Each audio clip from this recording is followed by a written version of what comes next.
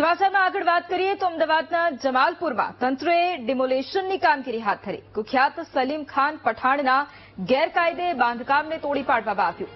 સના 7 નામના બિલ્ડિંગને જમીનદોસ્ત કરવામાં આવ્યું। મંજૂરી વગરના બાંધકામને અગાઉ અનેક વખત નોટિસ પણ ફટકારવામાં આવી હતી। નોટિસને અવગણીને ગેરકાયદે બાંધકામ ઊભું કરવામાં આવ્યું હતું। વકફ બોર્ડની જમીન પર ગેરકાયદેસર રીતે કબજો કર્યો હતો। પોલીસ બંદોબસ્ત સાથે આ બિલ્ડિંગને તોડી પાડવામાં આવ્યું છે।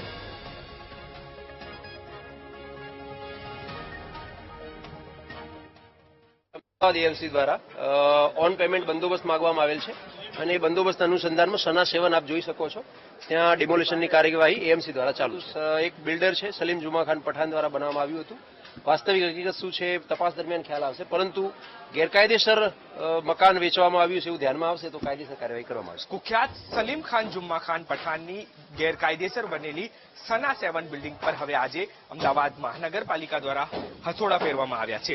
સના 7 કે જે જમાલપુર ખાતે 9 માળની ઇમારત બની ચૂકી હતી અને તે મહાનગરપાલિકાની મંજૂરી વગર જ બનાવી દેવામાં આવી હતી, જ્યાં હવે મહાનગરપાલિકા છે તેના દ્વારા ડિમોલેશનની કામગીરી છે તે હાથ ધરવામાં આવી રહી છે। જે દ્રશ્યો પણ જોઈ શકાય છે કે જે પ્રકારે આ 9 માળનું આખું ઇમારત સલીમ ખાન જુમ્મા ખાન દ્વારા બનાવી દેવામાં આવ્યું હતું। અનેક નોટિસો તેમ છતાં પણ ગેરકાયદેસર બાંધકામ જે આખી ઇમારત ઊભી કરવામાં આવી તે નહોતી તોડવામાં આવી અને તેના કારણે જ આ પ્રકારે જે બિલ્ડિંગ છે તેમાં મહાનગરપાલિકા છે તેના દ્વારા અત્યારે હાલ ચુસ્ત પોલીસ બંદોબસ્ત સાથે ડિમોલેશનની કામગીરી જે છે તે હાથ ધરવામાં આવી રહી છે। એટલે કે ક્યાંક સલીમ ખાન જુમ્મા ખાન પઠાણ કે જે કુખ્યાત છે વકફ બોર્ડની જમીન પચાવી પાડવાનો તેના પર કેસ અને એક ગુનાહિત ઇતિહાસ અને હવે મહાનગરપાલિકાની સાથે જે પોલીસ છે તે પણ જોડાઈ છે અને ડિમોલેશનની કામગીરી શરૂ કરાઈ છે।